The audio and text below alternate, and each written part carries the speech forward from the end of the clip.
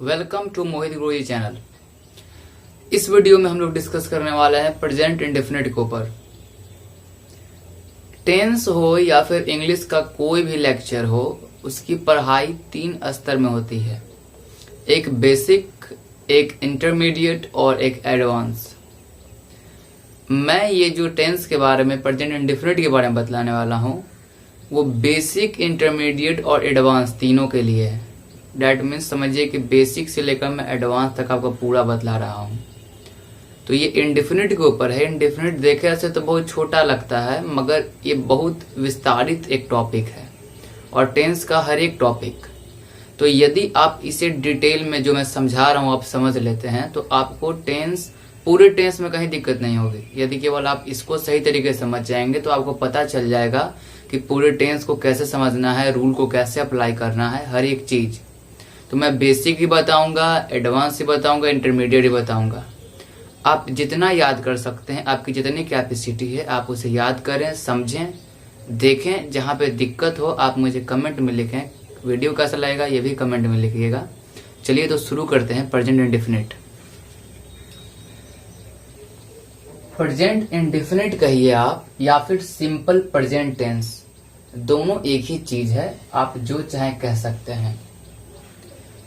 हिंदी का कोई सेंटेंस जो लिखा हुआ हो, यदि आपको उसको देखकर पता करना है कि कैसे बनाएं, तो किस रूल को अप्लाई करें, तो हिंदी में देखा जाए तो उस वाक्य के अंत में ता है, ती है या ते है लगा होता है। जैसे कि मैं पढ़ाता हूं, आप पढ़ती हैं, वे लोग दिल्ली जाते हैं, सूर्य जो है उसके चारों ओर पृथ्वी चक्कर लगाती है, चंद्रमा पृथ्वी के चारों ओर चक्कर लगाती है, मैं सच बोलता हूं। तो इन सभी के अंत में आ रहा है ता हूं, ती हूं, एक्सेट्रा। तो हिंदी में तो हम समझ गए कि ता हूं, ती हूं, मगर यदि मैं मान लीजिए मैथिली बोलता हूं, मैं बंगाली बोलता हूं, मैं चाइनीज बोलता हूं, मैं जापानीज लैंग्वेज बोलता हूं, तो क्या ता हूं, ती हूं तो नहीं चलेगा। उसके लिए हमें क्या होगा, समझना पड़ेगा कि इंडेफिनिट का जो रूल है कब अप्लाई किया जाता है, किन किन सिचुएशन में अप्लाई किया जाता है। मगर अभी नहीं, पहले भी बेसिक कॉन्सेप्ट समझते हैं हम लोग। तो जिसके भी लास्ट में ता हूं, ती हूं लगा हुआ रहे, आप उसमें इंडेफिनिट का रूल अप्लाई कर सकते हैं। जैसे कि मैं पढ़ाता हूं, उसके लास्ट में आ रहा है पढ़ाता हूं, यानी कि ता हूं, तो हम इस रूल को अप्लाई कर सकते हैं, सिंपल प्रेजेंट के रूल को, क्योंकि लास्ट में ता हूं आ रहा है। सबसे पहले मैंने इसका अफर्मेटिव रूल लिखा है। अफर्मेटिव रूल मतलब होता है कथनवाचक का जो नियम होता है वो, मतलब कि एक सिंपल सेंटेंस कह सकते हैं, एकदम सिंपल। इसमें ना ही कोई नॉट लगेगा, ना ही कुछ क्वेश्चन है, नकारात्मक नहीं, कोई क्वेश्चन है, कुछ खास नहीं, बस एक सिंपल सेंटेंस। जैसे मैं पढ़ाता हूँ, एक सिंपल वाक्य है। तो कोई भी एक अफर्मेटिव यानी सिंपल वाक्य होता है, तो उसका रूल होता है प्रेजेंट इंडेफिनिट के लिए सब्जेक्ट प्लस V1 या V5 प्लस ऑब्जेक्ट। यहाँ भी का अर्थ है वर्ब। वर्ब मतलब क्रिया, यानी जो काम हो रहा है। तो सब्जेक्ट प्लस V1 या V5 प्लस ऑब्जेक्ट। आपको पता होगा कि वर्ब के 5 रूप होते हैं, V1, V2, V3, V4 और V5। तो इसमें हमें केवल V1 का उपयोग करना है या फिर V5 का उपयोग करना है। तो सब्जेक्ट तो हमें पता होता है, काम करने वाला होता है। जैसे कि मैं यहाँ पे एक वाक्य लिखता हूं, मैं पढ़ाता हूं, मैं पढ़ाता हूं। अब ये जो मैं पढ़ाता हूं है, इसके लास्ट में क्या आ रहा है, ता हूं। तो ता हूं आ रहा है इसके अंत में, डैट मीन्स इसे हम लोग प्रेजेंट इंडेफिनिट के रूल से बनाएंगे, या फिर यूं कहें कि सिंपल प्रेजेंट टेंस के रूल से बनाएंगे। तो हमारा रूल क्या है, ये तो एक सिंपल वाक्य है, तो इसका रूल होगा सब्जेक्ट। तो पहले इसमें सब्जेक्ट कौन है, काम करने वाला कौन है, काम करने वाले को ही सब्जेक्ट कहते हैं। तो सब्जेक्ट है हमारा आई, मैं का इंग्लिश आई। फिर V1 या V5, यानी कि इसमें वर्ब देखना है। वर्ब, वर्ब मतलब काम, कौन सा काम हो रहा है इसमें, पढ़ाता, यानी पढ़ाना काम हो रहा है। और पढ़ाना का इंग्लिश होता है टीच, यानी कि अब इसके बाद हमको लिखना है टीच, मगर V1 फॉर्म में लिखना है फिर V5 फॉर्म में। ये जो हमारा वर्ब है टीच, इसको किस रूप में लिखना है, V1 में या फिर V5 में। तो यहाँ पे देखिए जब सब्जेक्ट हमारा ही, सी, इट या फिर कोई एक सिंगुलर नेम यानी कोई एक सिंगल नाम होता है। ही मतलब वह, सी मतलब वह लड़की के लिए, इट मतलब नपुंसकलिंग के लिए, सिंगुलर नेम मतलब कोई एक सिंगल नाम। तो जब इनमें से कोई एक सब्जेक्ट होता है, ही, सी, इट या फिर कोई एक नाम, जैसे कि मोहित, अमित, पूजा, कोई भी एक नाम, तो हम लोग V5 का उपयोग करते हैं। और जब आई, वी, यू, दे, आई मतलब मैं, वी मतलब हम या हम लोग, यू मतलब तुम या तुम लोग, दे मतलब वे लोग, और मतलब या, एनी मतलब कोई, प्लूरल नेम मतलब एक से अधिक नाम। तो जब सब्जेक्ट मैं, हम लोग, तुम, वे लोग या कोई एक से अधिक नाम हो तो लगाते हैं V1। तो हमारा यहाँ पे सब्जेक्ट क्या है, आई, तो आई के साथ क्या लगेगा, V1। तो आई के साथ V1, V1 में कोई चेंज नहीं होता है, जो वर्ब है उसी को लिख दीजिए। यानी कि इसमें पढ़ाता का इंग्लिश होता है टीच, तो बस टीच ही लिख दीजिए, कोई अंतर नहीं, ऑब्जेक्ट तो इसमें कुछ है ही नहीं, तो V1 में कोई चेंज नहीं होता है। मगर जब V5 लगाना होता है तो हम V1 के साथ S या ES को जोड़ देते हैं। यानी कि जो भी उसका इंग्लिश का वर्ड होता है, जैसे कि पढ़ना का होता है रीड, पढ़ाई करना का होता है स्टडी, लिखना का होता है राइट, ये जो राइट है उसमें S या ES जोड़ते हैं जब V5 करना हो तो। यानी V5 करते वक्त कोई भी वर्ब हो उसमें S या ES जोड़ते हैं। मगर कब, जब हमारा सब्जेक्ट इनमें से कोई एक हो। जैसे कि मैं यहाँ पे लिख देता हूं मैं की जगह राम, राम पढ़ाता है, तो राम यहाँ पे अब किसी का नाम हो गया, सिंगुलर नेम हो गया। तो अब यहाँ पे क्या लगेगा, V5। तो पहले यहाँ पे मैं सब्जेक्ट पहले लिखता हूँ राम, अब V5 यानी कि अब हमें इसे क्या करना पड़ेगा, V5 करना पड़ेगा टीच का। तो V5 मतलब क्या होता है, मैंने यहाँ पे लिखा है V5 मतलब होता है V1 के साथ S या ES जोड़ देंगे।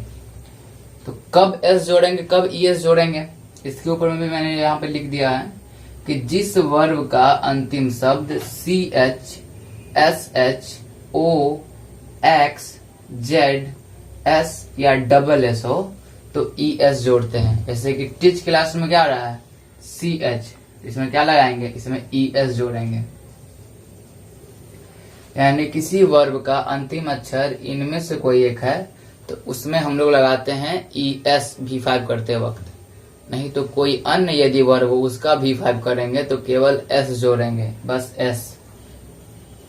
किसी वर्ब का अंतिम अक्षर Y होता है और उससे पहले कोई एक कॉन्सोनेंट होता है तो Y की जगह IES होता है। तो नाउन के रूल में भी पढ़ना है। जैसे कंट्री, एक देश है तो, और एक से अधिक देश हो गया तो कंट्रीज, Y को हटा देते हैं, IES को लगा देते हैं, कंट्री। तो ऐसा बहुत सारा वर्ड है, उसका अपलोड करते वक्त Y को हटाकर IES लगाते हैं। V5 का ये रूल लिखा हुआ है, रूल्स ऑफ V5। और बाकी कोई भी यदि वर्ब हो इनको छोड़कर तो उनमें V5 करते वक्त केवल S लगाते हैं। जैसे कि हम और एग्जांपल्स देखते हैं।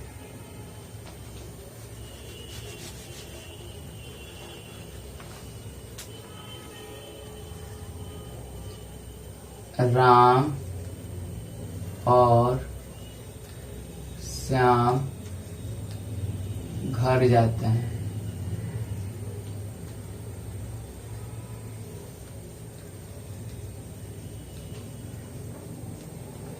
अरे मैं बहुत इजी एग्जांपल ले रहा हूं ताकि आप समझें।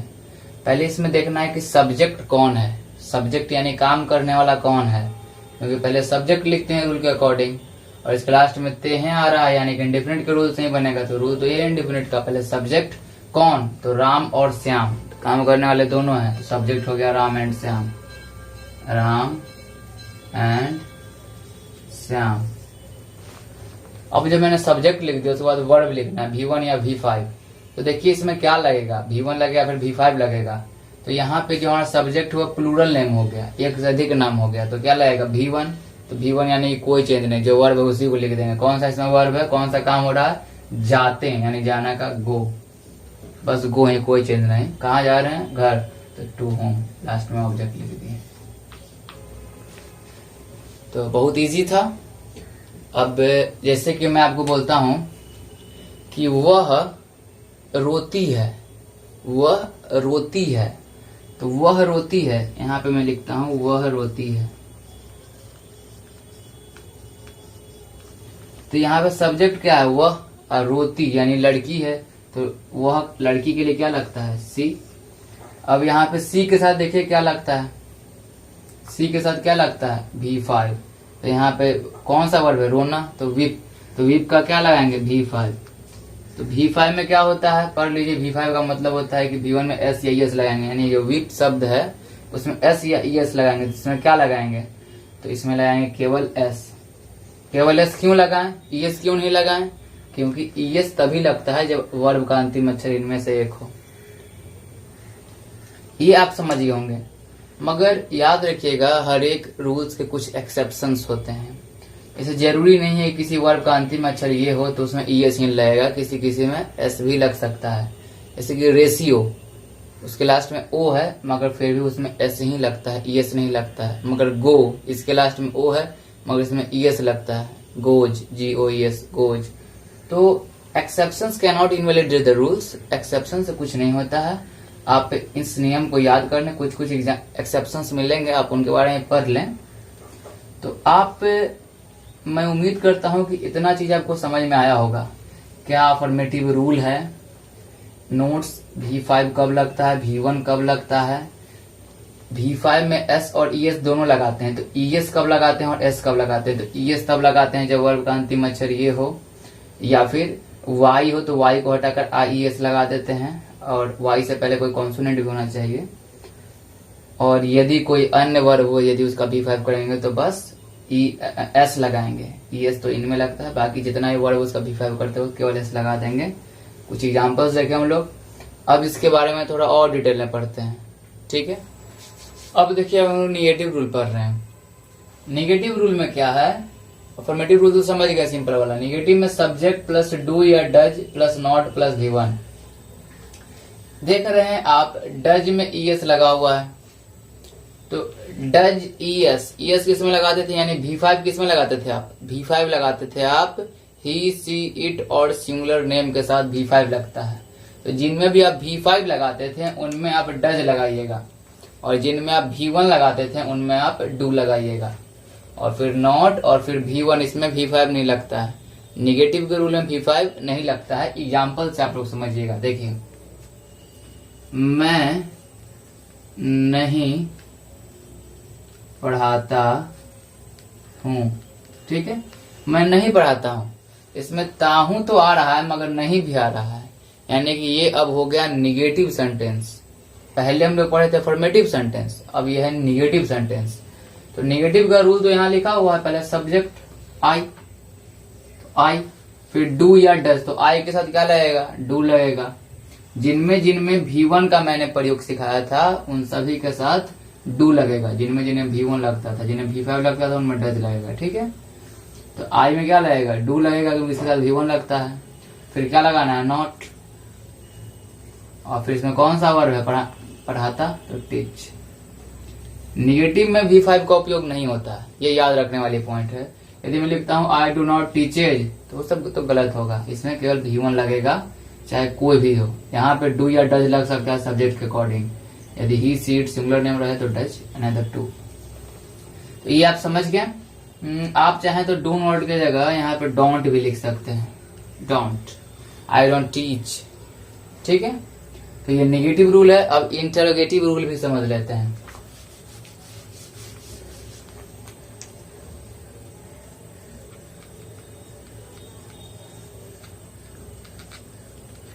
इंटरोगेटिव रूल में ज्यादा कुछ नहीं करना है, बस ये डू या डज उसको आगे ले आना है। डू या does plus subject plus V1 plus object. जैसे कि क्या मैं पढ़ाता हूं,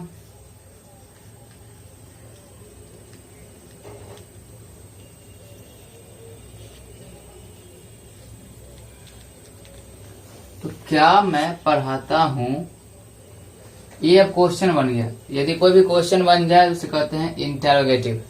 इंट्रोगेटिव नहीं, इंटेरोगेटिव, याद रखिएगा, इंटेरोगेटिव। तो इंटेरोगेटिव का मतलब होता है जब कोई क्वेश्चन वाला सेंटेंस आ जाए तो कुछ नहीं, डू डज को बस आगे ले आएंगे। जो भी रेगुलर होता है उसको आगे लाते हैं। आप तो जानते होंगे, नहीं जानते तो जान जाइए कि सब्जेक्ट के बाद जो होता है उसको सब्जेक्ट के आगे ले आते हैं जब कोई भी क्वेश्चन बनाते हैं। तो डू डज आगे आ जाएगा, फिर सब्जेक्ट, फिर V1, फिर ऑब्जेक्ट। हमेशा V1 का ही उपयोग करना है क्योंकि डू डज लग जा रहा है। तो मैं के साथ क्या लगता है, डू लगता है तो डू आगे आ जाएगा, डू। फिर सब्जेक्ट, पहले डू डज लगाना है, फिर सब्जेक्ट लिखना है तो फिर सब्जेक्ट लिख दिया, फिर वर्ब लिखना है तो टीच। V1 ही हमेशा लगेगा तो कोई टेंशन ही नहीं है। यहाँ पे लास्ट में क्वेश्चन मार्क क्वेश्चन है, ठीक है। यदि इसके अलावा इसमें कोई क्वेश्चन वर्ड भी आता है, जैसे कि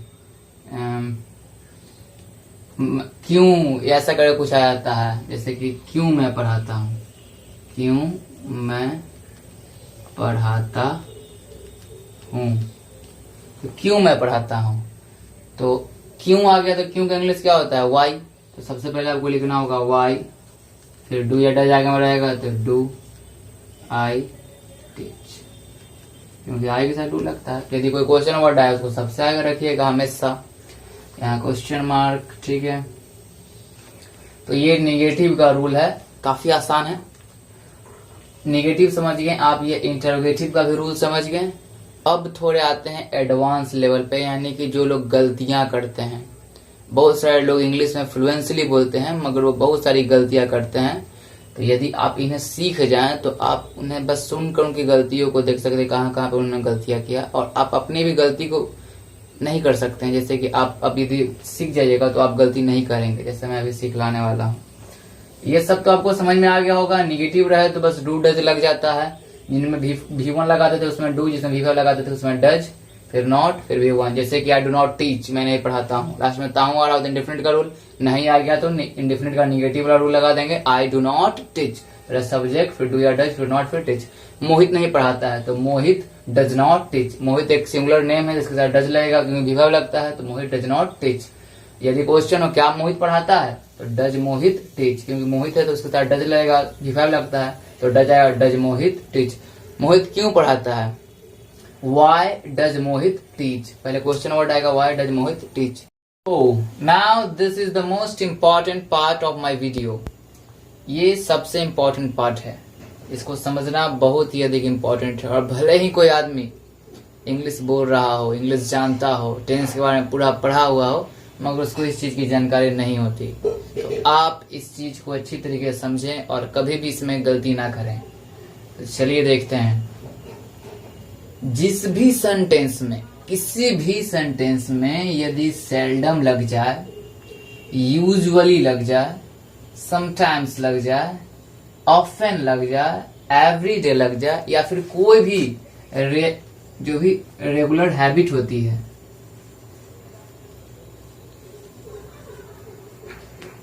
कोई भी एक रेगुलर हैबिट। सेल्डम मतलब होता है कभी कभी, यूजुअली मतलब होता है अक्सर, समटाइम्स कभी कभी, ऑफन कभी कभी या फिर अक्सर, एवरीडे हर रोज, पर डे कह सकते हैं, डेली कह सकते हैं, या फिर कोई भी रेगुलर हैबिट जो कि आप अक्सर करते हैं। तो सेल्डम कभी कभी यानी अक्सर होने वाला चीज बतला रहा है, यूजुअली मतलब अक्सर होने वाला चीज, समटाइम्स अक्सर होने वाला चीज, ऑफन अक्सर होने वाला चीज, एवरीडे अक्सर होने वाला, रोज होने वाला, रेगुलर हैबिट हमेशा होने वाला, अक्सर होने वाला। तो कोई भी इस टाइप का हो, या फिर कोई भी यूनिवर्सल ट्रूथ भी हो जो कि हमेशा होते रहता है, यूनिवर्सल ट्रूथ। तो कोई भी यदि आपको ऐसा वाक्य मिले जो कि हमेशा होते रहता है, या फिर अक्सर होते रहता है, या फिर वह सच्चाई है, वो होता ही है, तो उसको केवल और केवल प्रेजेंट इंडेफिनिट से बनाते हैं और किसी भी रूल से नहीं बनाते हैं। जैसे कि मैं बोलता हूं often I am going to Patna, मतलब अक्सर मैं पटना जा रहा हूं, तो ये sentence often I am going to Patna गलत है, क्योंकि ऑफन लग गया तो ये केवल प्रेजेंट इंडेफिनिट से ही बनेगा। तो often I go to Patna ये इंडेफिनिट के रूल से बनेगा। यानी किसी भी सेंटेंस में यदि इनमें से कोई भी वर्ड आता है, या फिर इन जैसा कोई भी वर्ड आता है जो कि एक रेगुलर एक्शन को शो करता हो, या फिर एक हैबिचुअल एक्शन को शो करता हो, या फिर कोई एक ऐसा एक्शन जो कि बार बार दोहराता है, अगेन एंड अगेन, अक्सर होते रहता है, तो वैसे हर एक चीज में या फिर किसी भी यूनिवर्सल ट्रूथ में केवल इंडेफिनिट के रूल से बनाते हैं। जैसे कि अर्थ मूव्स अराउंड द सन। तो ये क्या है, एक ब्रह्मांड की सच्चाई है कि अर्थ क्या है, सूर्य के चारों घूम रहा है, एक सच्चाई है। तो उसमें केवल हम लोग इसी का उपयोग करते हैं, प्रेजेंट इंडेफिनिट का। कोई भी एक वाक्य ले लीजिए ना जिसको हम लोग ट्रूथ दर्शाना चाहते हैं, जैसे कि कोई कहता है कि मैं प्यार करता हूं, तो वो भी आई लव यू, ये भी जो सेंटेंस वो इंडेफिनिट से ही है। आई सब्जेक्ट, फिर वर्ब, फिर ऑब्जेक्ट। तो कोई भी चीज आप सच्चाई बदलाना चाहते हैं, आई ट्रस्ट यू, तो इसको केवल हम लोग इंडेफिनिट से ही बनाएंगे और कोई रूल नहीं है इसमें। आप सच्चाई दर्शाना चाहते हो कोई भी एक, या फिर कोई एक रेगुलर, जैसे मेरी माँ है वो रोज बाजार जा रही है, फिर मेरी मम्मी रोज बाजार जाती है, कुछ भी हिंदी में कुछ भी लिखा हुआ हो, हम लोग केवल उसको इंडेफिनिट से बनाएंगे। My mother daily goes to market, goes to market. अब मैं कहूँ my mother daily going to market, तो वो गलत हो गया, क्योंकि डेली लग गया, एवरी डे लग गया, पर डे लग गया, ऑफन लग गया, समटाइम लग गया, यूजुअली, या फिर कोई भी रेगुलर हैबिट लग गया, फिर कोई यूनिवर्सल ट्रूथ लग गया, तो केवल उसे इंडिफिनिट के रूल से बनाते हैं। कैसे बनाते हैं, मैंने पीछे भी सारा रूल बताया है, अफर्मेटिव का, नेगेटिव का, इंटरोगेटिव का। So you don't have any problem, I think. If you have problem then comment me. अब जो हमारा ये जो सेकंड पॉइंट मैंने लिखा है, ऑलवेज एंड नेवर, इसको ऑलवेज नहीं पढ़ते हैं, ऑलवेज, ऑलवेज एंड नेवर। इन यदि किसी भी सेंटेंस में यदि इस शब्द का इस्तेमाल होता है, ऑलवेज या नेवर, तो इसको या तो प्रेजेंट इंडेफिनिट से बनाते हैं या फिर प्रेजेंट परफेक्ट से बनाते हैं, और किसी सेंटेंस से नहीं बनाते हैं। यदि बना हुआ है तो वो गलत है। जैसे मैं कहूं I am always teaching, I am always teaching, तो ये गलत है। यदि ऑलवेज लग गया इसमें तो या तो इंडेफिनिट से बनाएंगे या परफेक्ट से। आई ऑलवेज टीच, V1 लगेगा या फिर V5, तो या फिर आई हैव टॉट। तो जब भी ऑलवेज या नेवर लग जाए उसको आप केवल प्रेजेंट इंडेफिनिट और परफेक्ट से बनाएगा, और किसी भी रूल में इसको मत लगाइएगा, लगाते हैं तो वो गलत है। तीसरा है इफ, इफ मतलब होता है यदि। वेन, वेन मतलब जब, वेन एवर, जब कभी। तो किसी सेंटेंस में यदि इफ लगता है, वेन लगता है या वेन एवर लगता है, तो उसको केवल इंडेफिनिट टेंस के रूल से बनाते हैं। वो प्रेजेंट इंडेफिनिट का भी हो सकता है, पास्ट इंडेफिनिट का भी हो सकता है, फ्यूचर इंडेफिनिट का भी हो सकता है। इससे कि लिखा हुआ है if you are teaching, if you are teaching, यदि आप पढ़ा रहे हैं, ये सेंटेंस गलत है। इफ यू टीच, यदि आप पढ़ाते हैं, इफ लग गया तो या तो इंडेफिनिट फॉर्म से ही केवल बनेगा, इफ यू टीच, या फिर if you taught, past indefinite, या फिर इफ के साथ ऐसे विल तो नहीं लगता है।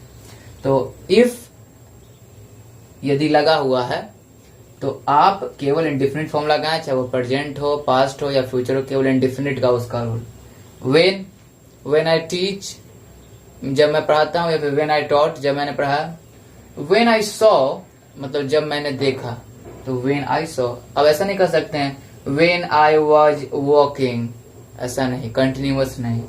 जब भी इफ, वेन या वेन एवर लग जाए तो उसको केवल इंडेफिनिट के रूल से बनाते हैं। प्रेजेंट इंडेफिनिट से ही बना सकते हैं, पास्ट इंडेफिनिट से भी, फ्यूचर इंडेफिनिट से भी, मगर केवल इंडेफिनिट के रूल से, एनी इंडेफिनिट टेंस के रूल से। ठीक है, यदि इसमें ये तीनों वर्ड लग गया तो केवल इंडेफिनिट के रूल से बनाएंगे। इनमें से कोई वर्ड लगता है तो प्रेजेंट इंडेफिनिट या प्रेजेंट परफेक्ट के रूल से, और किसी रूल से नहीं। यदि ये लग गया तो केवल प्रेजेंट इंडेफिनिट, और कोई रूल अप्लाई नहीं होगा। जैसे मैं लिखता हूं आई एम ऑलवेज टीचिंग, तो ये सही है? नहीं, गलत है। कैसे गलत है? क्योंकि ऑलवेज लग गया, और ऑलवेज लग गया है तो देखिए ऑलवेज कहाँ पे लिखा हुआ है इसमें, तो केवल इंडेफिनिट से परफेक्ट से बनता है, तो केवल इंडेफिनिट के रूल से इसको बनाएंगे। इंडेफिनिट रूल क्या है? Subject plus V1 plus subject, तो सब्जेक्ट V1, आई के साथ तो V1 ही लगता है, तो क्या होगा इसमें? कौन सा वर्ब है? टीच, आई टीच ऑलवेज, या फिर आई ऑलवेज टीच। ये गलत हो गया। तो आप समझ गए कि जब इनमें से कोई वर्ड लगा रहे तो केवल इंडेफिनिट के रूल से बनाएंगे, इन दोनों में से कोई वर्ड लगा रहे थे प्रेजेंट इंडेफिनिट या प्रेजेंट परफेक्ट रूल से बनाएंगे, या फिर इनमें से कोई वर्ड लगा रहा है तो इंडेफिनिट के रूल से बनाएंगे, इधर प्रेजेंट इंडेफिनिट और पास्ट इंडेफिनिट और फ्यूचर इंडेफिनिट, मगर इंडेफिनिट के रूल से ही केवल बनेगा जब ये लग जाए। तो कंडीशनल के बारे में पढ़ेंगे, सब चीज के बारे में पढ़ेंगे, बट इंडेफिनिट के बारे में इतनी जानकारी आपके लिए अभी काफी है। इसको प्रैक्टिस करें, यदि कहीं दिक्कत होता है तो वीडियो को 3-4 बार देखें, जिसके आपके दिमाग में एकदम सेट हो जाएगा। लिख लें, राइट डाउन कर लें, कहीं दिक्कत होता है जरूर पूछें। नेक्स्ट वीडियो में प्रेजेंट कंटिन्यूअस के बारे में पढ़ेंगे। उसमें भी बहुत सारे लोग बहुत सारी गलतियां करते हैं, जो आप केवल पढ़ेंगे उसी को समझेंगे, अरे मैंने तो सुना था, यानी वो गलत आदमी बोल रहा था। तो आप सुनते हैं बहुत सारी चीज आप सीख जाए कि हाँ वो लोग गलत बोलते हैं, ऐसा ही हो। ठीक है, उम्मीद करता हूँ वीडियो पसंद आया होगा। Thank you. वीडियो पसंद आया सब्सक्राइब करें, अपने दोस्तों को शेयर करें।